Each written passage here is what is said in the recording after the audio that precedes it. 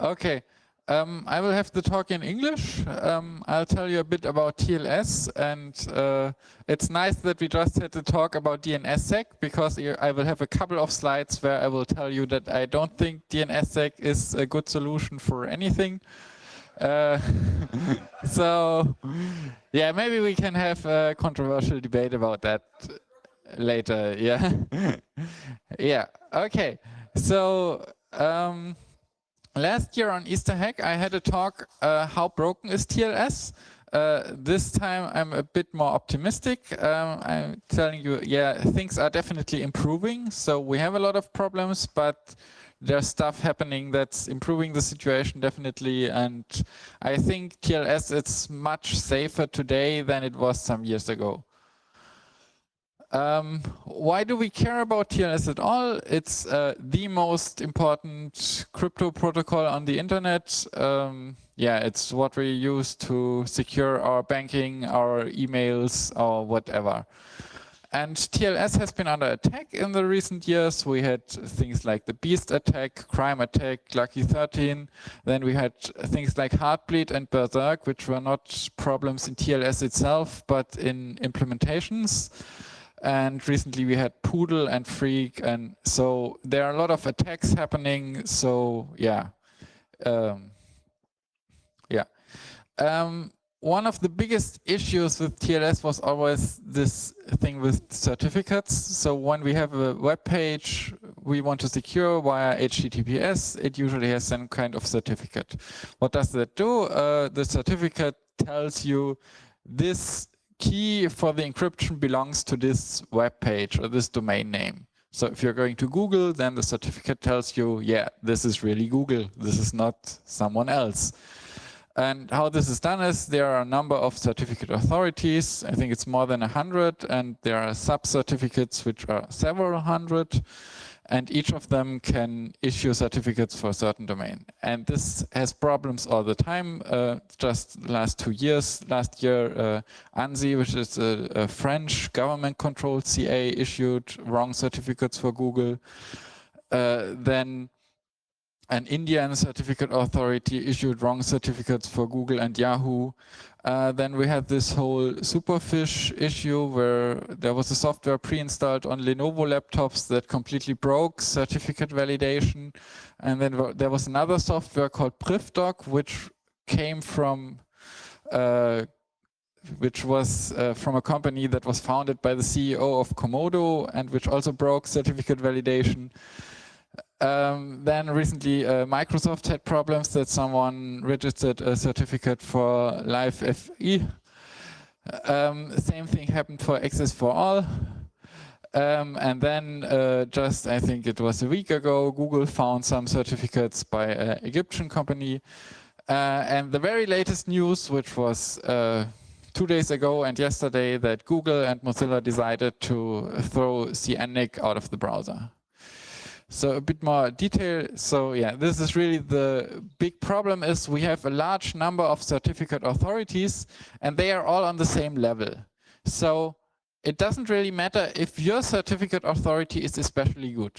For example, I saw things like a German email provider who was advertising, we have a certificate from a company in Switzerland and that's more trustworthy than a certificate from the United States. That's total rubbish, because the certificate authorities from the United States still can issue a certificate for your domain.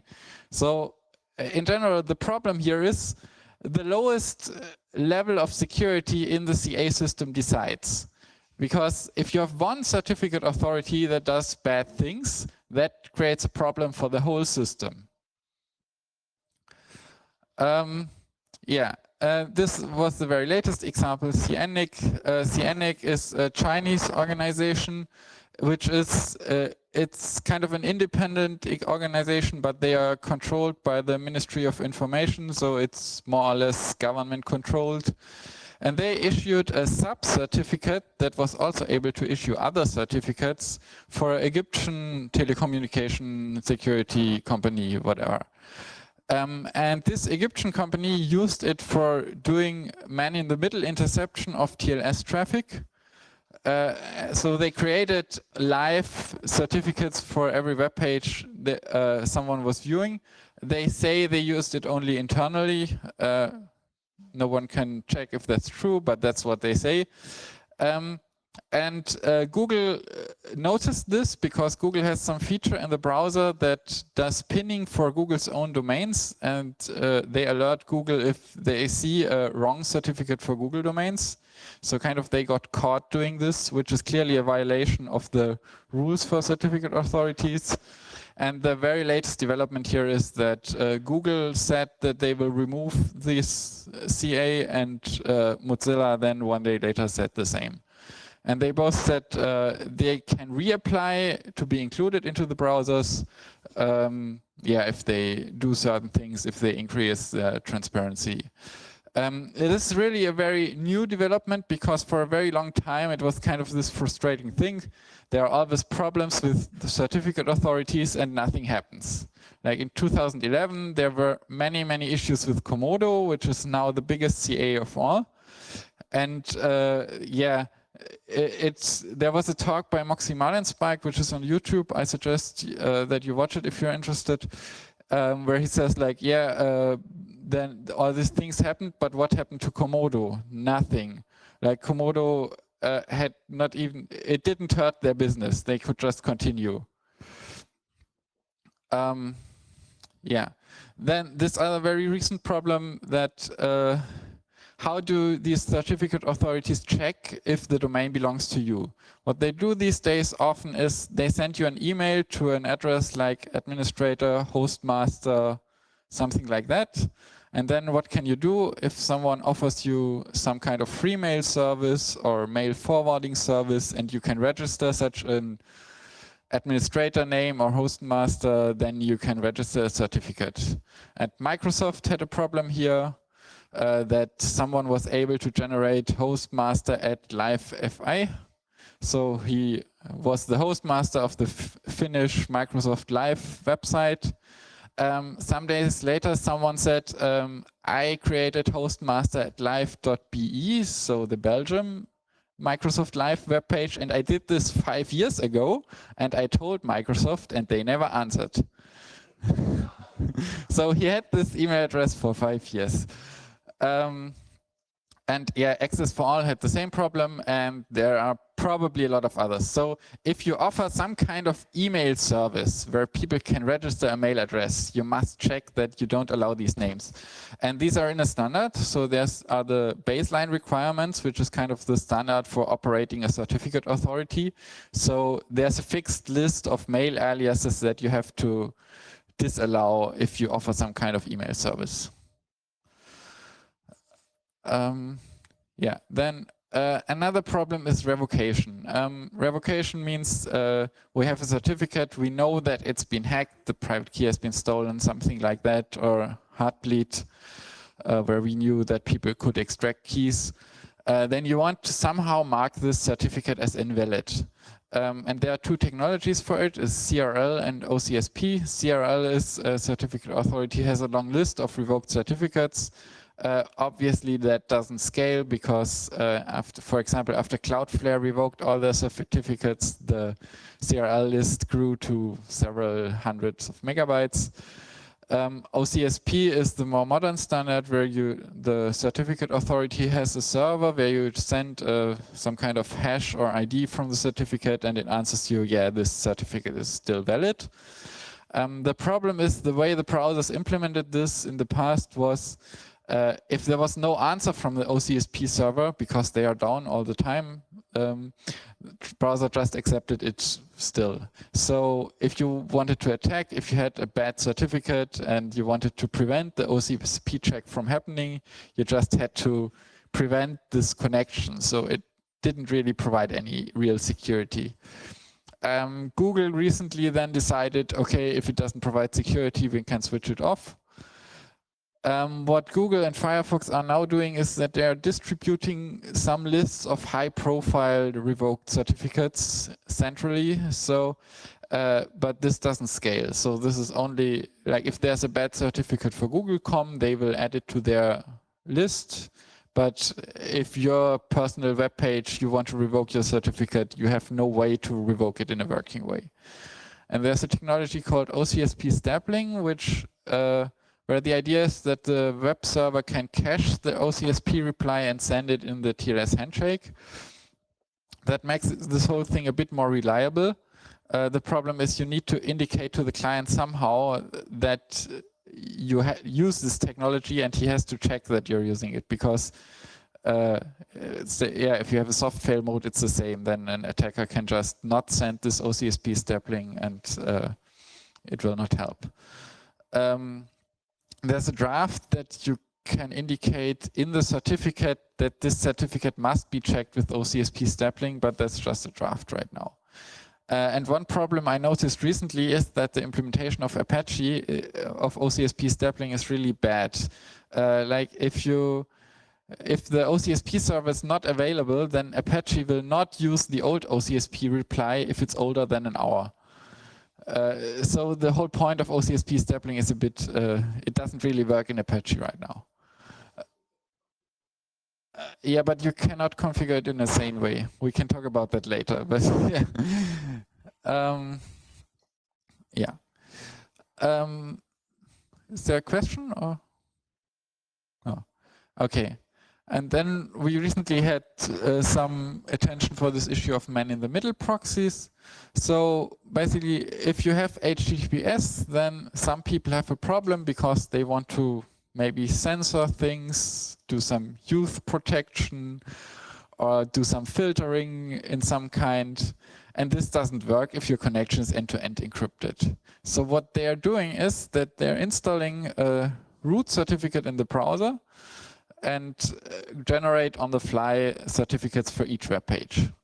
And you can do this in a completely broken way, like you include a root key into your software, and install the software on thousands of laptops.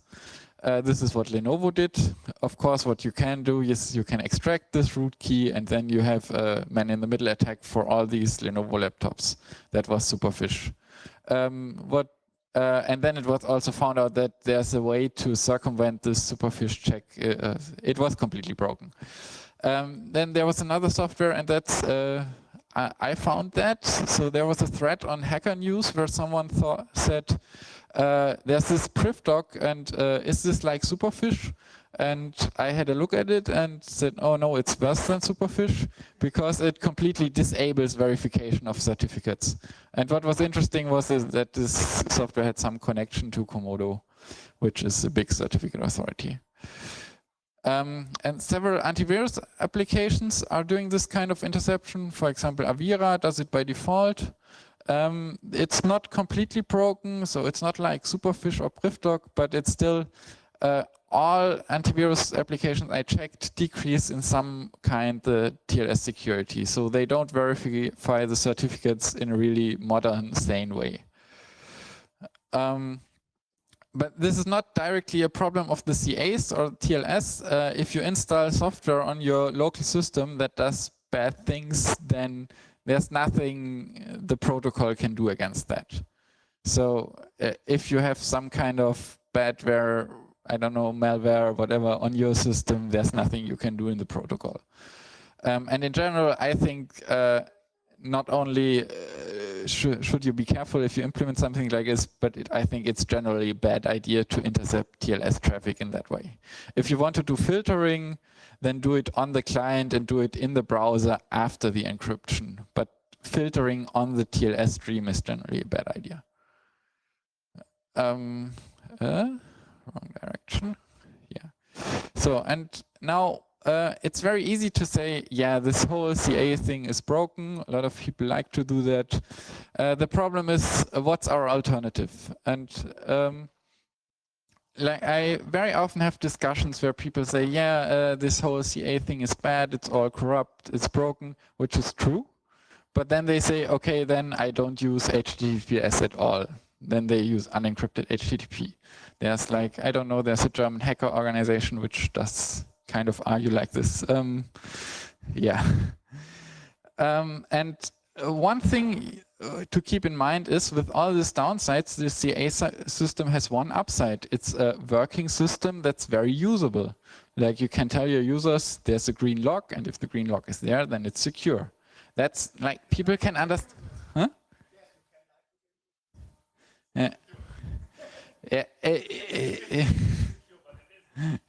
It's usable. The security this system provides with all its limitations is very usable. So if you have a system like PGP Web of Trust, which is maybe more secure if everyone knows what he's doing, but it's not usable for normal users.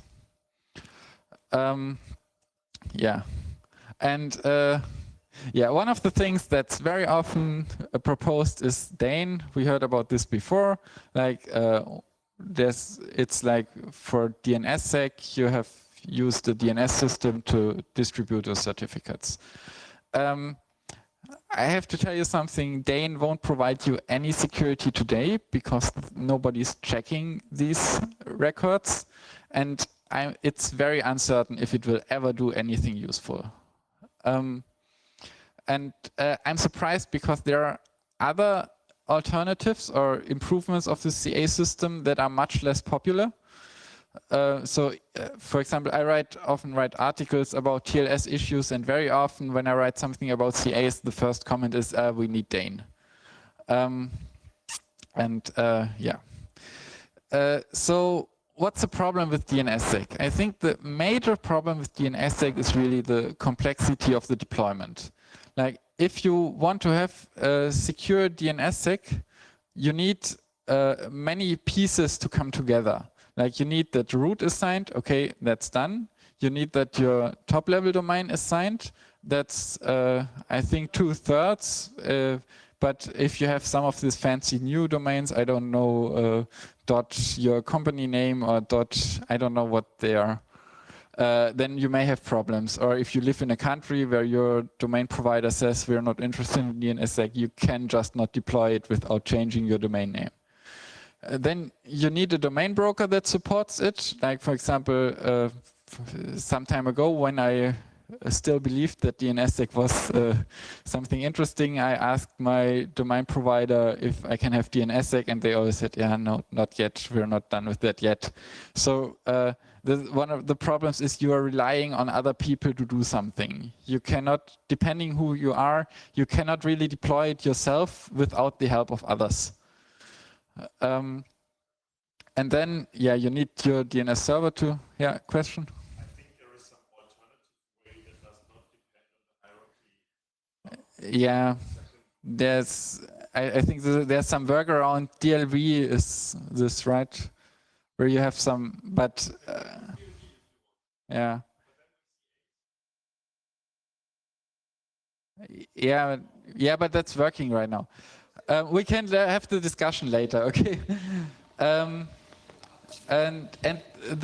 then you need something on the client to verify your certificate, your signatures, because you can sign as much as you want. If your client doesn't check it, it doesn't make sense. So I'd say working DNSSEC deployment is near zero. So you can sign your records, okay? But if your client doesn't check it, then it's not a working deployment. So if you sign something and you don't check the signatures, yeah. So how exactly should this work with a DNSSEC client? It's not even clear to me. Like, what could you do? You could, the next slide. What could you do? One thing is you could say, okay, our provider has a DNS resolver and will check the signatures. Do we want this? We would trust our provider. I don't really want that. Like, for example, I'm in a cafe and using the Wi-Fi. Do I want to trust the Wi-Fi to give me correct DNS answers? No. Should our operating systems ship DNS resolvers? Today, they don't. You could say, okay, operating systems should change, but then you have to, yeah, maybe, but right now, most operating systems don't have DNS resolvers. Maybe this will happen in the future, but yeah, right now it's not the case. Or the other way is you could add a DNS resolver to your application. That's, for example, what these Firefox plugins do, but it's also not happening right now. So for me, it's not even...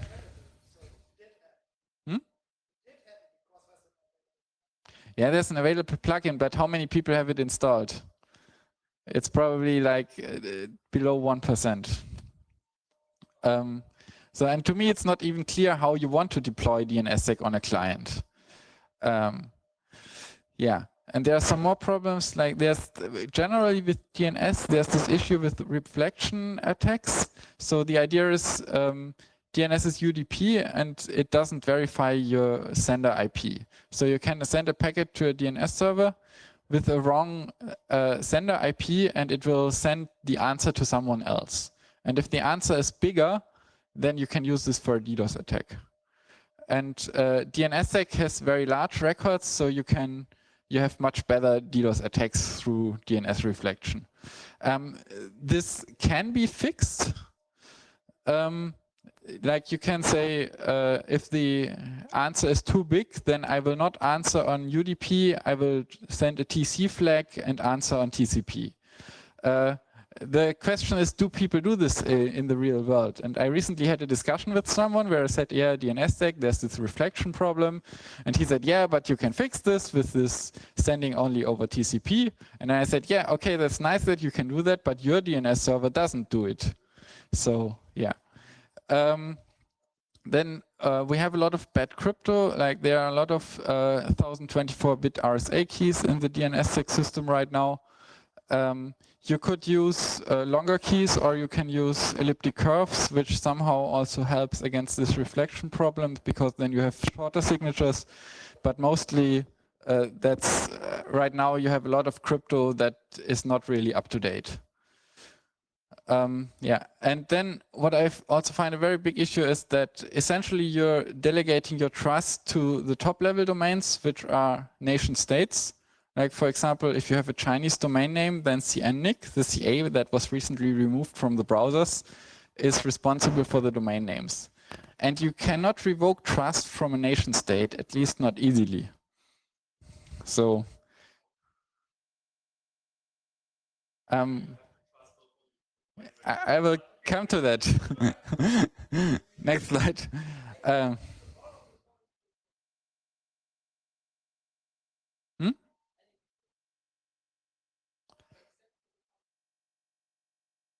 Okay.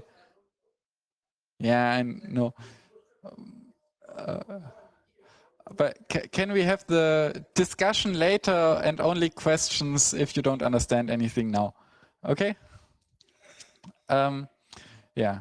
So, and then what's Dane? The idea of Dane is if we have DNSSEC, we can build something on top of it, which might be a good idea if we had DNSSEC, but we don't have DNSSEC in a working state. So, yeah. So Dane is the idea, let's put the certificates in a DNS record. If it's signed, we can verify that. But would only work if we had a working DNSSEC deployment, and we don't have a working DNSSEC deployment. So, yeah, and that's not only my private opinion. Like, I have some quotes here. That one is from Ryan Sleevey, who is a developer from the Chrome browser. He said DNSSEC is undeployable in practice. It's in a state far worse than IPv6, and no amount of wishing or activism is going to change that. Then Alex Stamos, security chief of Yahoo, recently said DNSSEC is dead. Yeah, they don't intend to deploy it. Thomas Patrick, he's a well-respected crypto expert. Also, he wrote a long blog post telling why he thinks DNSSEC is bad. So there's also kind of this, there's widely resistance against DNSSEC at the high-profile IT companies. So I think this is also kind of a thing that it's really not a good situation to deploy it widely. So you cannot expect that much will happen there in the near future. Yeah, okay. And so what else can we do to improve this system? Because I don't deny that this certificate authority system is broken. It has a lot of problems. We need to improve it. But I want alternatives that are doable and that are really deployable in a wide scale. And one thing that's now also, I think, almost a standard is HTTP public key pinning. And the idea there is that a web page over HTTPS can send a header that sends a hash of its current key and some replacement key. And then the browser can save these hashes and check in future connections if the key matches this pinning. And then you also have some time value, so the web page can say, save these 2 key hashes for like 3 months maybe, and then each time the browser goes on this web page, it checks if the key still matches. So what you have there is some kind of trust on first use. It's a bit like SSH, where you connect one time and then you save your key, and next time it's checked against that. And that's kind of on top of the protection that we already have, the weak protection, but the still protection through the CA system. This is how such a header looks like. So you have max age, that's a seconds value. And then you have 2 pins. It's a bit tricky to generate these hashes, but I have a script online on my GitHub repo how to create these hashes. Yeah, so and then you can also add a report URI, which is a URL where if the browser sees a bad certificate for your page, it will report it to that URL. The problem with that is it's not currently implemented, but it's in the standard. Yeah. HPKP is currently supported by Chrome, Chromium, and Firefox. And to compare this to like Dane, you only have 2 things you need to change. One thing is the browser, and one thing is the server, but on the server it's only configuration issue. So you need no software support, it's something you can add in your Apache as a configuration option. So it's like you only have 2 pieces to come together, and then you have a very strong protection, very strong additional protection for your certificates. And one more thing is that some large web pages have their certificates preloaded in the browser, but you cannot do this for your private web page. But for example, Google can do that and Facebook can do that. And yeah. One drawback is that HPKP is only for HTTPS. So it's an HTTP header, so you cannot use it for SMTP or anything else. There was a different proposed standard called TAC, which was very similar, basically the same technology, but on the TLS layer. But currently there's no development in TAC. But I think for the future, we need something that's like HPKP, but that's not only for HTTP protocols. But right now, but I mean, HTTPS is the most important protocol, so it's already a big step forward.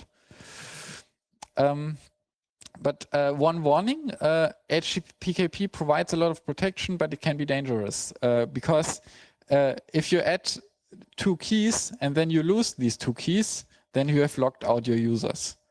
Like the idea is you have your current key and a replacement key when you replace your certificate. But then maybe if you store both keys on your server and then your server crashes, your hard disk is broken, you don't have backups, then it's a bad situation, because then the browsers will refuse, you generate a new certificate and the browsers from your current users will refuse to connect to your web page.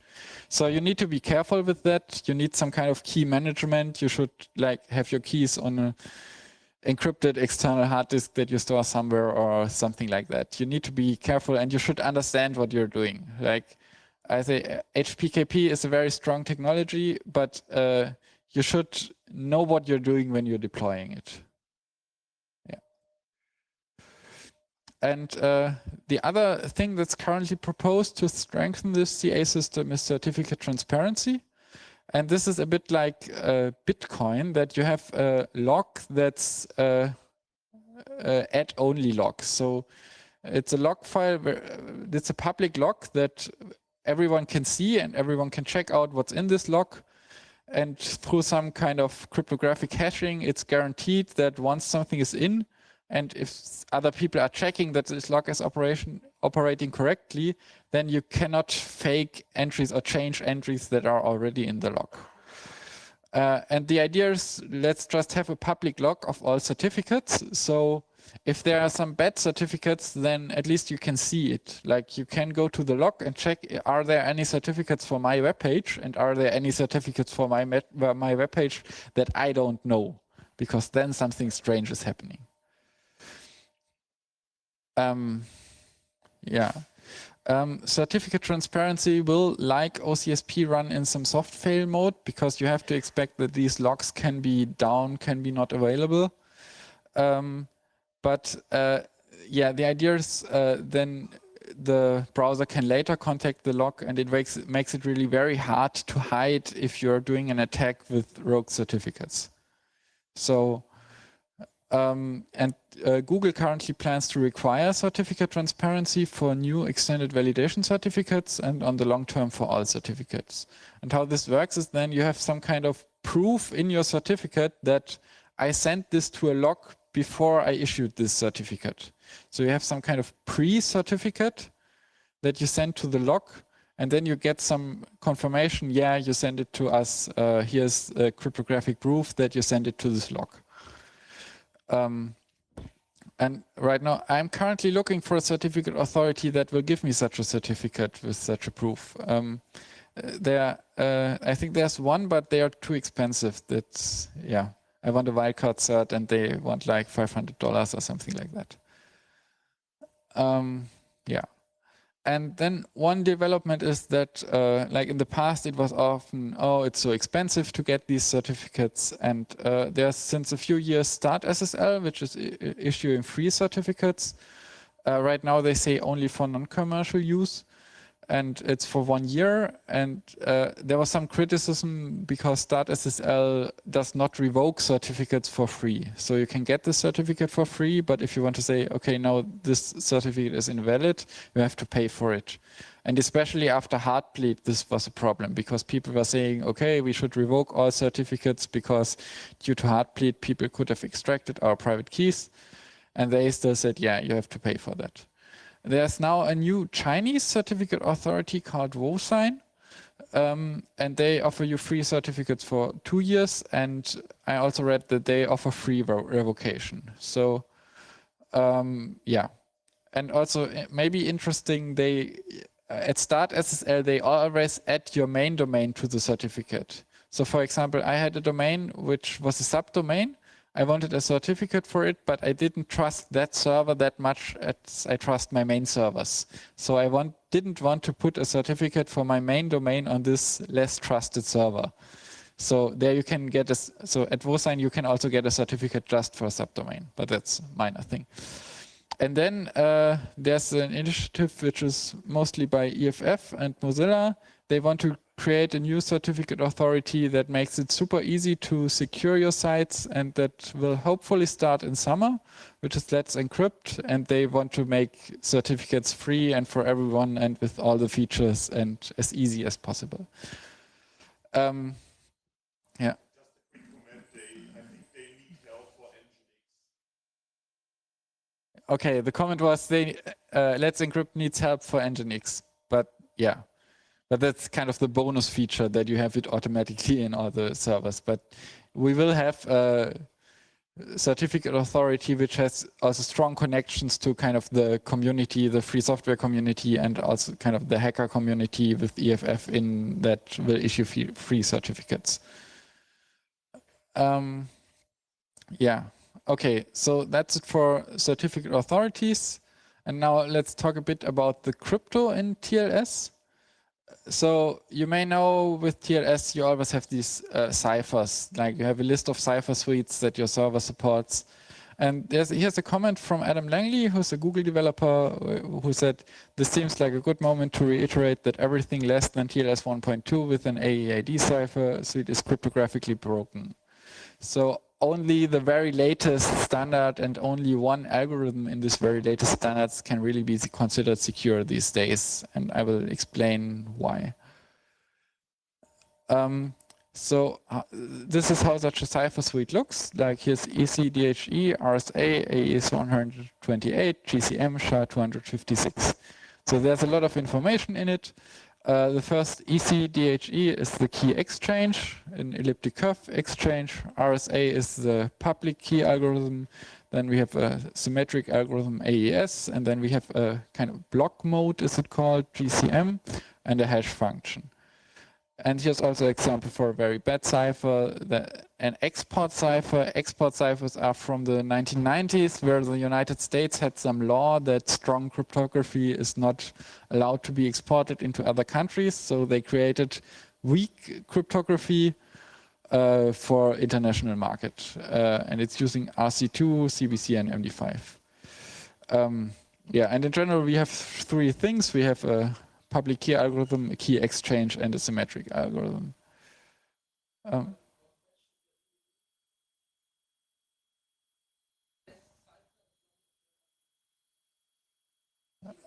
Yeah, strangely, I will say something about that, but I think probably yes. Yeah.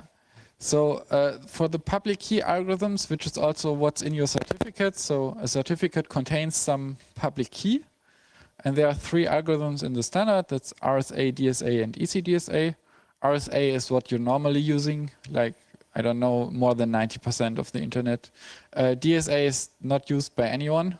Like there was a scan of the whole internet and some years ago, and they found 17 DSA keys at all. And it's now removed from the browsers, like Mozilla and Chrome don't support it anymore. And ECDSA, it's an elliptic curve-based algorithm, so it's faster and has smaller keys and kind of more modern technology. It's currently used by some big players, but it's currently not widely available for, like there are no certificate authorities that by default issue these ECDSA keys. But for example, Cloudflare is using it because they have a lot of web pages, and Google is using it for performance reasons. And then you have some key exchange. So when you initiate this TLS connection, you need some kind a shared key, and you can generate it with different methods. The classic way was to do this with a standard RSA exchange. So you just the client encrypts something with the key of the server and sends it over. The problem with that is it doesn't have this property called forward secrecy. That means if sometime in the future someone steals this key from the server, he can decrypt all the communication in the past. So what you want is that you generate a temporary key with some kind of cryptographic mechanism that's only used for that session and then is destroyed afterwards. So if someone steals your server later, he cannot decrypt what he has recorded in the past. And there are two ways to do this in TLS. One is a standard Diffie-Hellman exchange, and one is an elliptic curve Diffie-Hellman exchange. The problem with the standard Diffie-Hellman exchange is that for a long time it was used with 1024 bits, and that's not considered secure really. Like it's not been broken in public, but it's kind of known that there are algorithms when you build some special hardware which costs millions of dollars, but we know there are some organizations that might do that have millions of dollars, then you can break that. And Apache, like, for a very long time, only supported this weak kind of Diffie-Hellman key exchange. Only the version 247, which I think was released sometime last year or 2 years ago, but still many people are using Apache 2.2, and it only supports this small key exchange. And with the elliptic curves, that's what he just said, is there are some issues that these curves have been generated by the NSA, so in 1999, and there are some numbers that were used to generate these curves, and they are not explained. So they look like random numbers, but there's kind of, okay, maybe the NSA could have done something. Right now, the general, like what I hear in the crypto community is that most people think it's not a vector. So there's kind of this suspicion there might be something, but most people don't believe there is something, because if the NSA had done something back then they must have known something in 1999 what we don't know today. And that seems kind of unlikely. So, because there's been a lot of scientific development in researching elliptic curves, so yeah.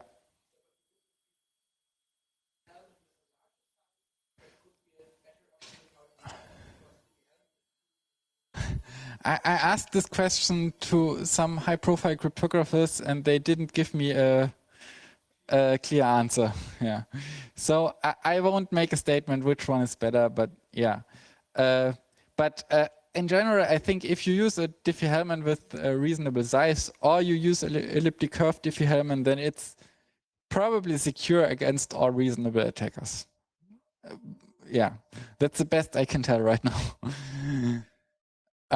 Yeah, okay, and then we have symmetric ciphers. These are the ciphers that are actually used to encrypt the data that's going over the wire. And up until TLS 1.1, all block ciphers used a method called CBC in the order MAC then encrypt. What does that mean? MAC is a message authentication codec. That's kind of the part that checks that your message is correct. So if you want to have a secure connection, you want two things. You want that the message is correct, that nobody can manipulate it, and you also want that it's encrypted, nobody can read it. So the MAC is the guarantee that nobody can manipulate it. And also this CBC mode was used with something what's called an implicit IV. So they used some kind of value from a previous connection to start their encryption.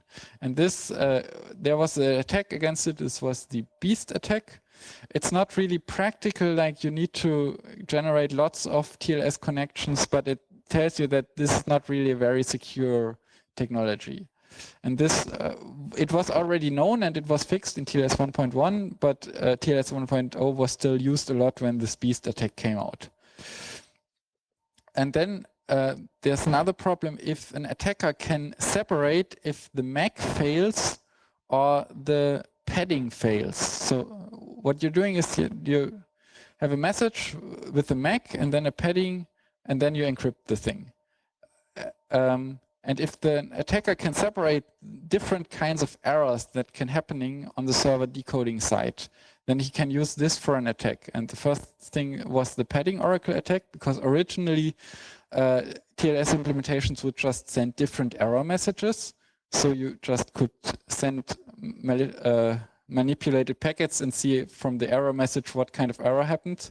And then this was changed that there was only one error message, always the same. But then you still had a timing problem, and that was the Lucky 13 attack a few years ago. You can completely prevent this if you change the order, if you first encrypt and then do the MAC, because the MAC always guarantees that the packet is correct. So the first thing you do is you check the MAC, and if it's wrong, then you throw an error. So there's nothing that can go wrong with that. There's an extension, but it's not really used right now. And I like to quote this every time I talk about TLS. This is from the TLS 1.2 standard. It says, this leaves a small timing channel since MAC performance depends to some extent on the size of the data fragment, but it is not believed to be large enough to be exploitable. So what they're saying here is, yeah, we know that there's a problem, but we don't think it's a real problem. Just some years later, someone proved them wrong. So it's in the standard. I'm also saying Lucky 13 attack, it was already described in the standard. And then we also have a stream cipher that's called RC4, which can be used for TLS. RC4 was developed sometime in the 90s. It was internally developed at RSA, and then it was somehow leaked to some news group in the internet, and then everyone liked it because it was so simple. And then in the early 2000s, people looked at it and said, okay, but here are some problems. It's not, has some biases. This led that WEP, the wireless LAN encryption standard, was broken due to these RC4 weaknesses. And then many years later, in 2013, the first real attacks were shown against RC4 and TLS. And just recently, in recent weeks, there were two new attacks. One was that especially attacked IMAP and HTTP basic auth, because there the password was earlier in the data stream, and that made the attack easier. Yeah, so there's still research happening on this, but we now have a standard that says RC4 should not be used anymore at all. Yeah. Okay. And so what happened, we have problems with this CBC mode and we have problems with RC4 and there wasn't much left. Like, until some years ago, everyone was using TLS 1.0, which only has these two modes, which are both problematic. So the only alternative is the very latest TLS 1.2, which has this GCM mode, which is an authenticated encryption mode. That means it does the encryption and the guarantee that it's not manipulated in one step. It's kind of nobody, my feeling is nobody really likes GCM. Like there are a lot of cryptographers say, okay, it's doesn't look that nice, it's complicated to implement, and maybe we have timing issues, but it's the only thing left that's not broken. But it's not realistic today to say, I will only allow this GCM mode. So we have to use some backwards compatibility on, at least if you have a normal web page. Like for example, Apple Safari still doesn't support this GCM modes, so you need to support the CBC modes as well. And for these CBC modes, you can do some mitigations in your TLS implementation to prevent the attacks. These RC4 attacks cannot be prevented in software. So kind of as a compromise, you still support the CBC mode, and yeah. And then I'll talk a bit about some specific attacks. We had Poodle at the end of last year, which was an attack against SSL3. Now SSL3 is the very old SSL standard from the 1990s, developed by Netscape. Does anyone remember Netscape? It was the first company that had a successful browser, but yeah, long ago. And this was a variant of this padding oracle attack I was talking about earlier. So the problem with SSL3 is that it allows some padding and it allows random values in this padding. And later this was changed in TLS that you only can have zeros in this padding. So this, yeah, but why do we have a problem with the protocol from the 1990s, you can ask? Because in theory, a server and a client should negotiate the best protocol they both support. And there shouldn't be any software out there that doesn't. So we don't have that many computers from the 1990s around anymore. It shouldn't be a problem. Why it is a problem is that browsers implement some kind of backwards compatibility. So at some point, people deployed TLS 1.2 and then they found out, okay, there are servers, if you say them, I want to connect with TLS 1.2, then what usually should happen is the server says, okay, I don't support TLS 1.2, can we try it with TLS 1.0 or something like that? But there are some servers, if you try to connect with the TLS version they don't know, they just don't say anything. So what the browsers did, they did some fallback. If the connection doesn't succeed with the latest protocol, they try it with an older protocol and an older protocol and an older, all the way back to SSL3. So we have a bad workaround for broken servers that caused a security problem. And it was not the first security problem. There was an attack called virtual host confusion that also relied on this property of browsers to fall back to older protocol version. And what people did, you could say, okay, let's disable this workaround because it's bad. But the browser vendors are very careful in breaking compatibility. So what they did was they developed a new extension that where like the client can say, the server can say, I'm not such a broken server. You don't have to do this fallback thing. And then you can prevent this fallback. But now it's kind of, you have a workaround for a workaround that was bad. Yeah. Mozilla chose a different way. They removed that bad workaround, which I think is the better solution. And then, yeah, then people said, okay, we have this Poodle attack, SSL3 is broken, let's just disable it. 1990s, nobody's using Netscape anymore, no problem. It turned out it was a problem. Like, for example, Microsoft and Nokia produced phones in 2010, which is not that long ago. And they were high profile, very expensive phones. And they have a mail client that only supports SSL3. Then AVM produced Fritz boxes, which had some feature with mail servers, which had the same problem. So yeah, we have the problem that even though SSL3 is a protocol from the 1990s, up until very recently, there were companies delivering hardware only supporting that very old, very broken protocol. And even today, we have the same problem. There are hardware vendors that are delivering hardware that doesn't support current TLS. For example, there's this company called Apple. They are distributing these very expensive laptops that have a browser that doesn't support GCM. One idea I have there is that I will probably at some point implement on my web page that if you surf to it with an older TLS version, it will show a warning, like you're using bad crypto, you shouldn't do that. And right now, Chrome already does something like that. If you click on the connection icon in Chrome, it will tell you that this connection uses deprecated crypto, which is very nice. They should do it more prominently, but yeah, I like that. Yeah, then the Berserk attack. I'd say the Berserk attack really didn't get the attention it deserved. It was an attack in NSS, which is the library that Chrome and Firefox are using.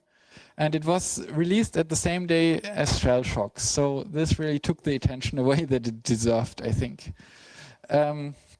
What was happening there?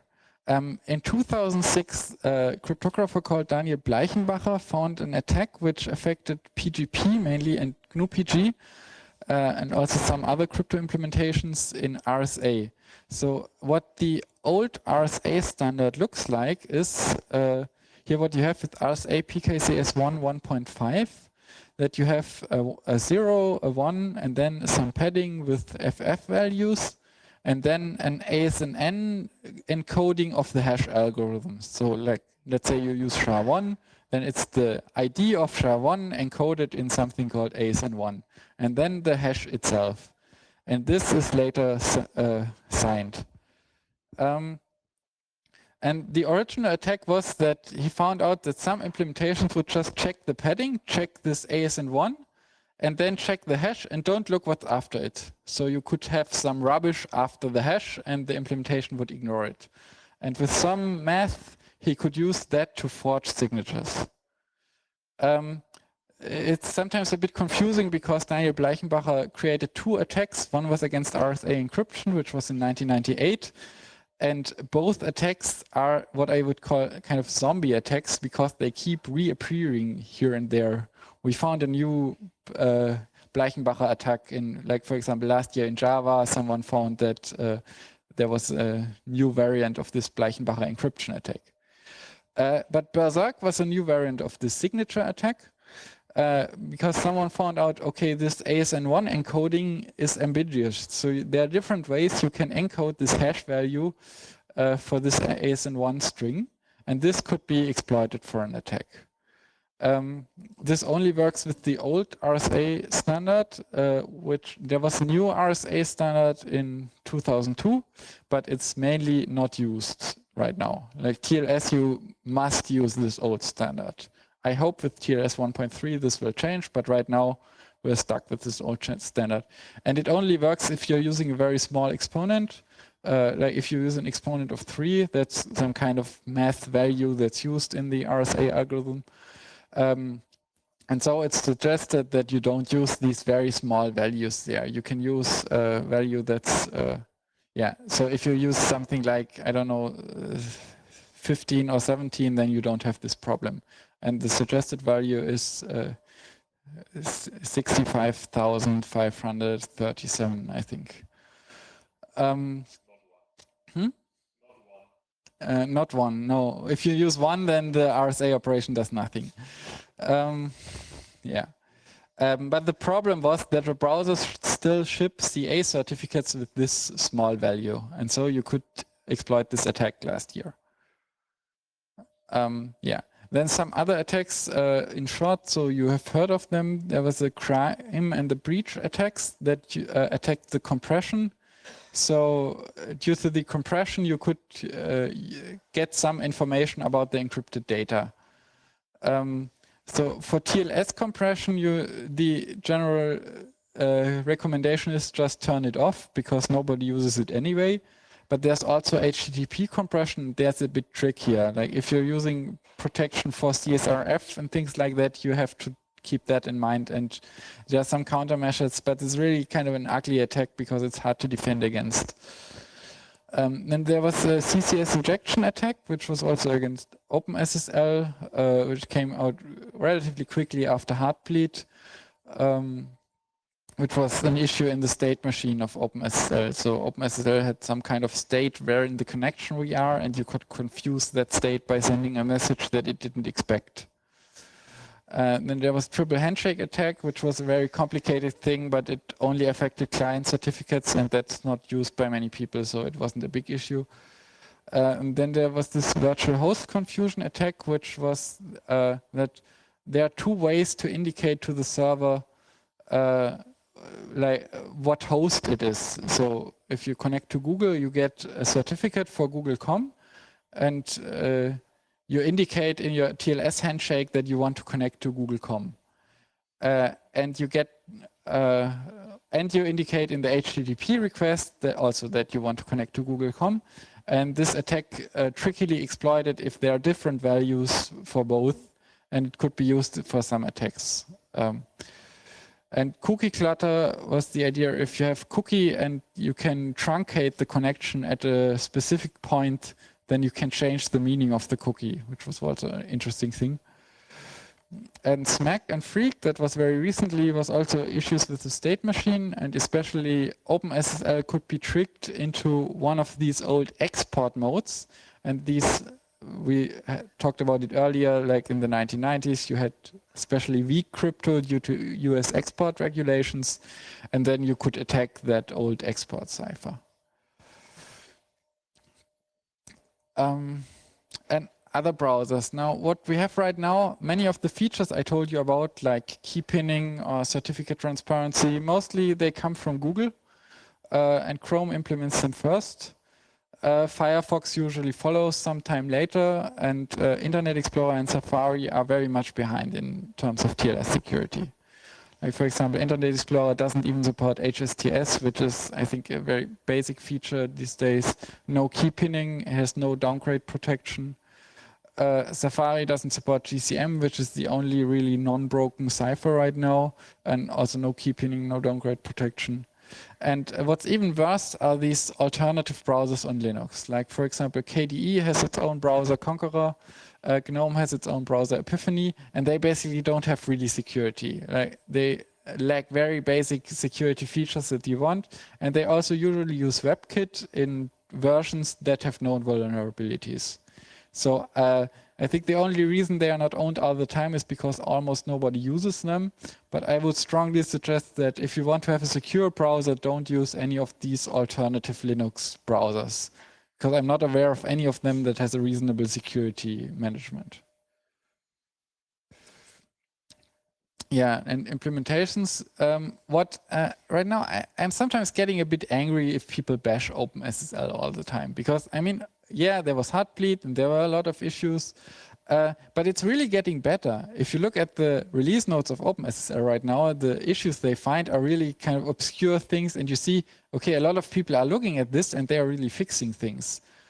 And for example, in January, OpenSSL released a new version and they said, yeah, only low vulnerabilities. Then people said, yeah, that's a high vulnerability. OpenSSL is playing things down. Then in March, OpenSSL said, now we have a high vulnerability, and it wasn't that high. And people said, they said it's high and it's not really a thing.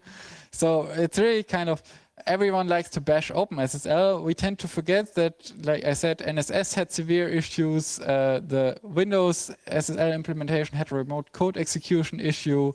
Apple had this go-to-fail issue. GNU TLS also had a go-to-fail issue.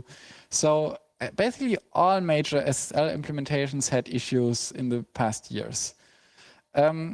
Some people are trying to do a completely new approach to implement TLS in other programming languages.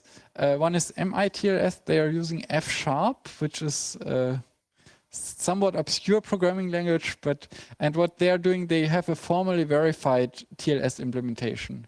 Now you say, okay, F# is probably not going to be used widely, but what's very interesting is that these people find a lot of issues in other implementations and in the protocol. because like this triple handshake issue, this virtual host confusion issue, the Berserk attack, all these were found by the developers of this new TLS implementation because they do some formal verification methods. So they look very carefully, how does this protocol flow in TLS work and is this mathematically sound? And by doing that, they find issues in it, which is a very interesting approach. And then there's OCaml TLS, which is part of Mirage OS. They're trying to, from the ground, build up a new secure operating system.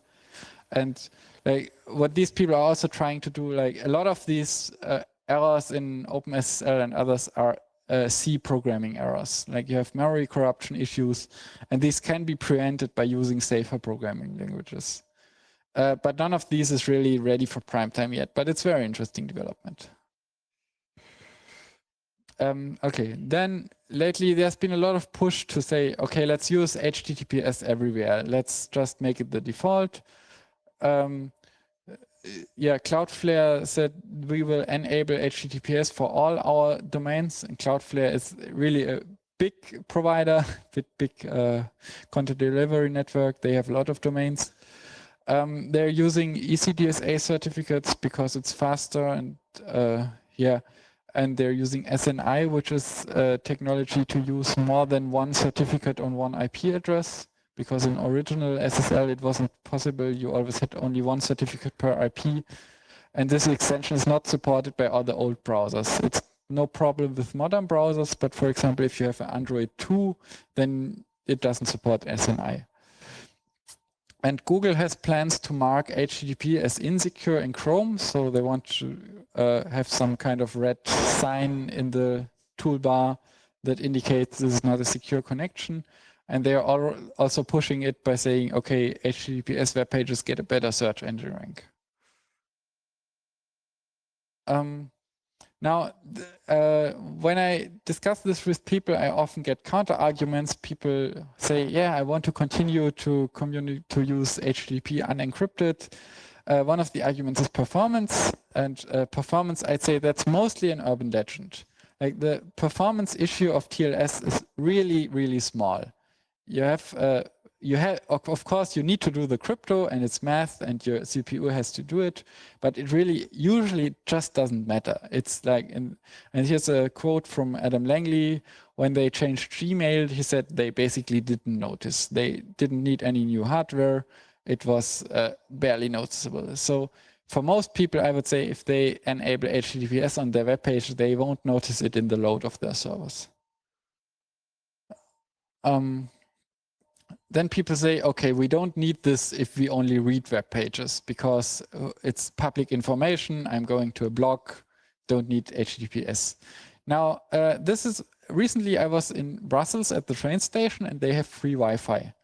And this is a web page that's a dummy HTML file which contains almost nothing. And then you see this blue button there. What's happening here? The Wi-Fi at Brussels train station will inject this button, will inject some JavaScript into each HTTP web page you're surfing. They also inject a cookie, and they will use this to record what you're surfing to. And they say this so on their web page.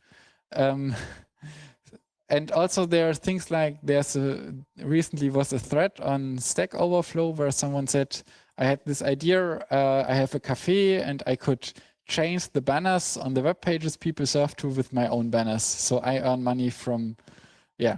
So things like this happen. People intercept HTTP traffic, inject things, manipulate the content. And an important thing here to remember is HTTPS does not only do encryption, but it also guarantees you that the data is transmitted correctly.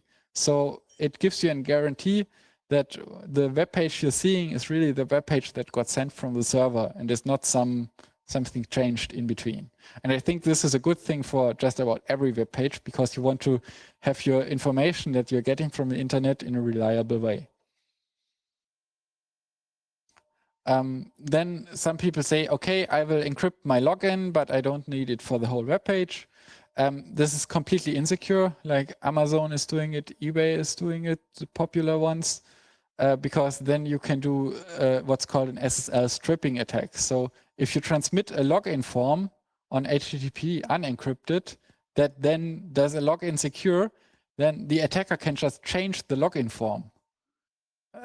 Yeah. And for example, there are many banking web pages. When I do online banking, I go on the web page of my bank and there's a link to online banking. Now the online banking is HTTPS, but the link is HTTP. So an attacker could just change that link. Okay, I can check, I'm now in online banking, I have to look for the green lock, but who does that? And I think you could probably attack a lot of people. Okay, thanks. So I'd say, yeah, there's really no way to have some kind of combined HTTP, HTTPS thing and make it secure. Yeah. So I think often when people reject HTTPS, it's poor understanding of TLS. But one issue a lot of people have is external content. I'm often writing for a web page called Golem, which is a German IT news web page, and they have ads on their web page, and that's how they earn their money. And if you have HTTPS, when you include active content, so JavaScript, banners, Flash, that needs to be HTTPS as well. So if you have ads, your ad network needs to support HTTPS. And most ad networks don't. So, and I asked some of them, and it's not really a topic they are talking about. So most of them didn't even answer to me, and some of them said, yeah, it's difficult. No, we don't have any plans. So that's the big reason why news web pages are not HTTPS these days. And for example, the New York Times said they want to make HTTPS, and they said they will try for 2015 to make it HTTPS, but they cannot do it right now because their ad partners don't support it. Yeah, then one more feature, if you want to do HTTPS only, you should also send HSTS header. What that does is it tells the browser this web page is HTTPS only. So in the future, if you call it by HTTP, it automatically gets forwarded to HTTPS. That also prevents these SSL stripping attacks because it, okay, the very first time you go on the web page, you might just type in the URL without a protocol, then you get forwarded to HTTPS, but then your browser knows, okay, this is HTTPS, I need to go via HTTPS there every time. And what you can even do is you can tell Google, and Firefox will also use this, this is an HTTPS only web page, put this in the source code of your browser. So like for my web page, the Google Chrome has it built in that it's only available via HTTPS. Yeah. One very nice attack on HSTS was presented last year at Black Hat in Amsterdam. Because what it's doing is it's sending you an amount of time how long this should be stored. So what you're doing, you're relying on the time as something trustworthy. Now, is your system time trustworthy? It's an interesting question. Actually, usually it's not, because you're using NTP. NTP is a protocol from the 80s and it has no security whatsoever. So you can do a man-in-the-middle attack on NTP and change the time of a victim system, and by that circumvent HSTS. I mentioned this here because I think this attack really didn't get the attention it deserved. This was a really nice attack, and it had a really nice ASCII art logo, which is also, yeah. So right now, the time setting protocol we use doesn't provide security. There's a tool called TLS date that's using TLS connection to set the time. The problem with that is it's not as accurate as NTP. And there's a very nice idea from OpenBSD that's to use this kind of TLS connection for the time, but only use it as a rough estimate for the time and set some boundaries and then do NTP and check if this NTP time roughly fits the TLS time and then use NTP. I think this is a very nice idea. Problem with it is it requires LibreSSL. Yeah. He says NTP provides security. That's not really true. There's a secured NTP protocol, but it's broken. So there's an authentication for NTP, but it has been broken some years ago. It's completely insecure. And there's no working secure NTP protocol. Yeah, and look into the future. TLS 1.3 is currently developed, the new next protocol version of TLS. Many things are not decided yet. There are many discussions going on the working group mailing list. If you want to join, it's public. Everyone can participate in the working group, which is one of the nice things about IETF. Improvements are they want to reduce the round trips on a handshake so that you reduce latency issues with TLS. They have decided to remove the static RSA key exchanges, so all the key exchanges will provide forward secrecy, and they will only use authenticated encryption. So all the issues we talked about earlier with the CBC modes and RC4, these modes will all be removed.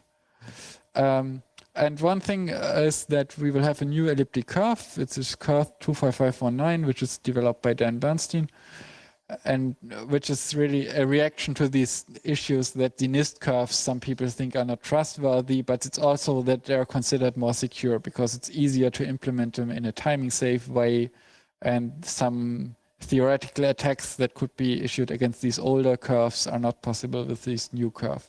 There was a very long debate because it was already kind of everyone said, yeah, we want this curve. And then Microsoft came and said, yeah, we have now developed our own curves and we want them to become the standard. It was a very long debate, which curve is why and who did it more rigorous. And but in the end, yeah, now we have a decision that curve 25519 will be a new standard and will be part of TLS 1.3. One thing in the maybe more faraway future are quantum computers. Quantum computers are a theoretical concept. We don't have quantum computers today, at least not in any relevant size.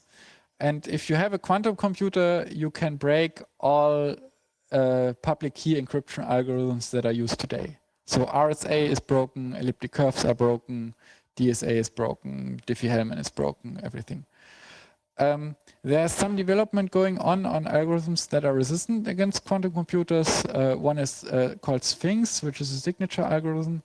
The problem with that is its signatures are 40 kilobytes. And if you think about it, if you do a connection to HTTPS server, then you have like 3 or 4 or 5 signatures transmitted in the handshake only. And this multiplied with 40 kilobytes, it's not really practical. And there's an algorithm called ring learning with errors, which is a so-called lattice-based algorithm. And they already have OpenSSL patches for it. So you can do an exchange with this algorithm already today. It's not standardized, but it's probably not something you should do because these things are really current research. So there's not a lot research going on and a lot more research has to go on. So if you talk to people about post-quantum cryptography, it's always, yeah, we have some things, but we don't really know if they are secure because we don't know so well. And it's a topic of research, but it's interesting that it's going on and we will probably need it at some point. And if you ask people when we will have quantum computers, the answers are very different. And some people even said maybe in 10 years. And that's kind of frightening. If you think in 10 years, all crypto we use today will be broken, that's, yeah. But most people say it will take longer, but yeah, these are, yeah, it's something that will become a topic in the future. Yeah, so some final notes. You should use HTTPS everywhere, I think. You should, of course, also use TLS for email logins, for Jabber, for whatever protocols you use. Always use encryption. You should support TLS 1.2 with GCM modes. You should disable SSL 2 and 3, so the very old Netscape algorithms. You should disable RC4, and you should disable TLS compression. You should use HSTS, OCSP stapling, and key pinning, and if it becomes available, certificate transparency. And there's this SSL test from Qualys SSL Labs, which you probably all know, which can give you an A+ if you did everything right. You should use that and read what it is to say. And if you get a D or an F there, you should look after it, what's wrong with your web page. Yeah. Okay, that's it. I have a lot of links, sources, but I think you can look that up later. Yeah.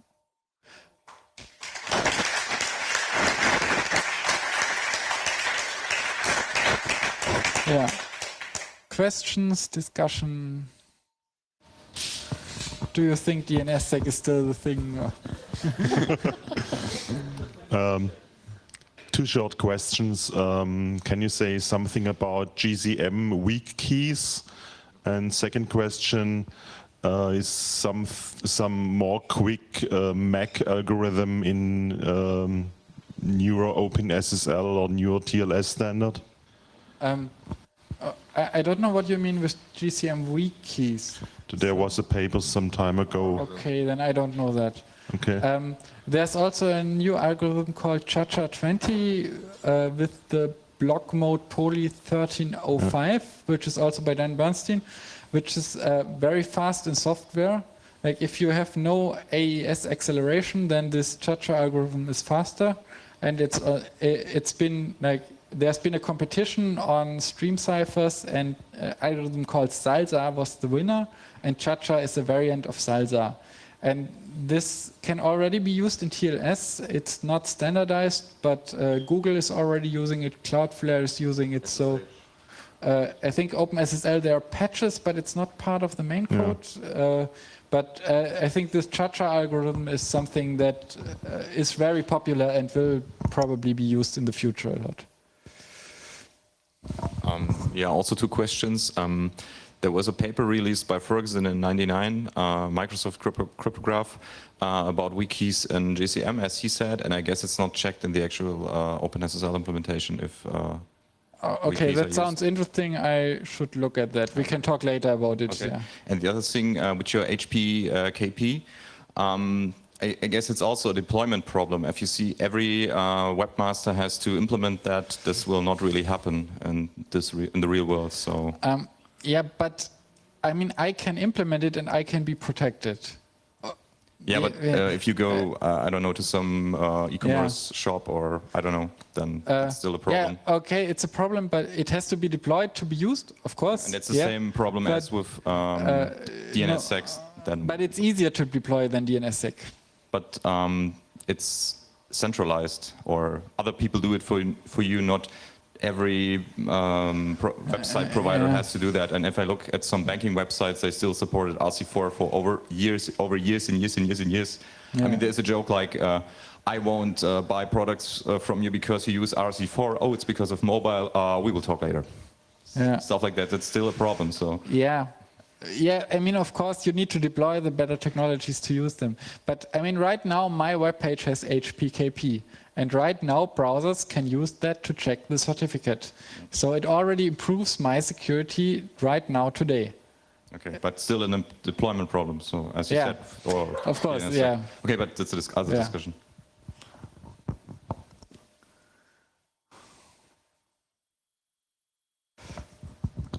Just a small remark, because you said you sometimes mention GCM as cipher. GCM is just an operating mode like CBC. Yeah. So you the cipher is AES and GCM is the mode. Yeah. Yeah, but actually you can use GCM with any block cipher of 128 or 64. But not in TLS. In TLS, it's only specified for AES. Yeah, but GCM itself, it's more flexible, so you can replace the block cipher if you want to. Mm.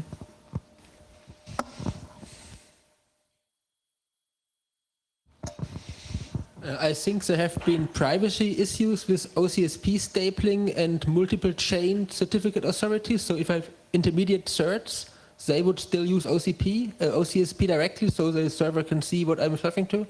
Is this solved in the meantime?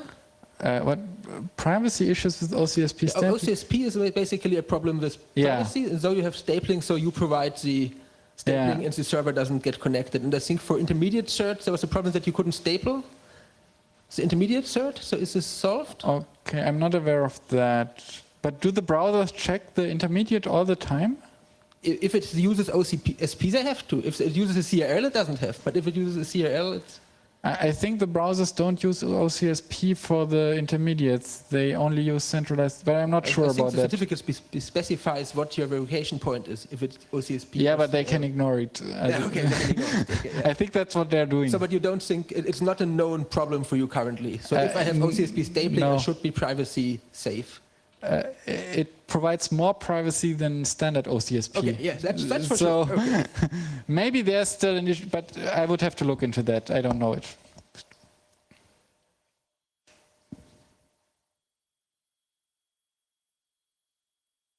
Okay, then, yeah, we can have the DNSSEC discussion afterwards. I will, of course, participate. And if you have questions, come to me, talk to me, write me an email. Yeah.